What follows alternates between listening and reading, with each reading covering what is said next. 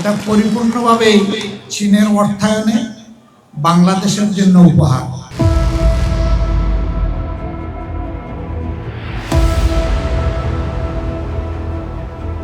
চীনা দূতাবাসের খাদ্য সামগ্রী নিজেদের বলে চালিয়ে দিয়ে যেমন বিপাকে পড়েছে বাংলাদেশ জামায়াত ইসলামী, ঠিক তেমনি আরো বড় অভিযোগ উঠেছে দলটির বিরুদ্ধে। চীনের দেয়া এই সহায়তা হতদরিদ্রদের হাতে না পৌঁছে ঘুরপথে চলে গেছে জামায়াতের নেতাকর্মীদের ঘরে। এখানে বাংলাদেশের একটি টাকাও নেই, পুরাটাই চীনের উপহার। মিরপুর 10-এর খাদ্য বিতরণ কর্মসূচি ঘিরে সেদিন থেকেই শুরু হয় বিতর্ক। প্রথমেই সোশ্যাল মিডিয়ায় জামায়াত প্রচার করে জামায়াত ও চীনের যৌথ উদ্যোগেই দেয়া হয়েছে খাদ্য সহায়তা, কিন্তু পরক্ষণেই চীন দূতাবাস দাবি করে জামায়াত নয়, একক উদ্যোগেই খাদ্য সহায়তা দিয়েছে তারা। জামায়াত আমির অতিথি ছিলেন মাত্র। এটা পরিপূর্ণভাবেই চীনের অর্থায়নে বাংলাদেশের জন্য উপহার। একটা দেশ ভালোবাসার জায়গা থেকে আমাদেরকে উপহার দিয়েছে।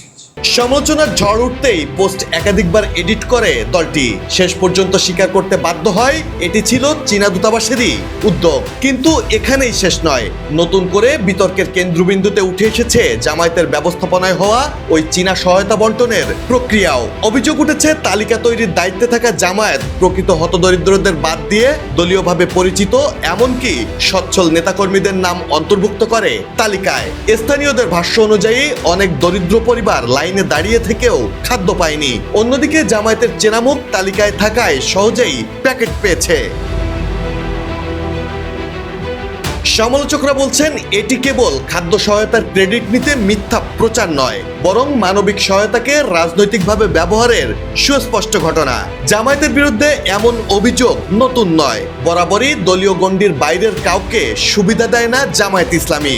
যে কোনো সহায়তা থেকে চাকুরি, সবখানেই বঞ্চিত হয় সাধারণরা, আর সুবিধা পায় জামায়াতের নিজস্ব বলয়ের লোকজন। সবশেষ ন্যাক্কারজনক এই ঘটনার পর ফের আরেকবার প্রশ্ন উঠেছে, হতদরিদ্রদের জন্য দেয়া বিদেশি সহায়তা কি প্রকৃত গরিবের জন্য নাকি জামায়াতের দলীয় বন্টনের জন্য? আরো বড় শঙ্কা, এ ধরনের বিতর্কে যদি আন্তর্জাতিক অংশীদারদের আস্থা নষ্ট হয়, তাহলে ভবিষ্যতে বৈদেশিক সহায়তা বন্ধ হলে ক্ষতিগ্রস্ত হবে দেশ, ক্ষতিগ্রস্ত হবে সাধারণ মানুষ। Desk report, politics BD.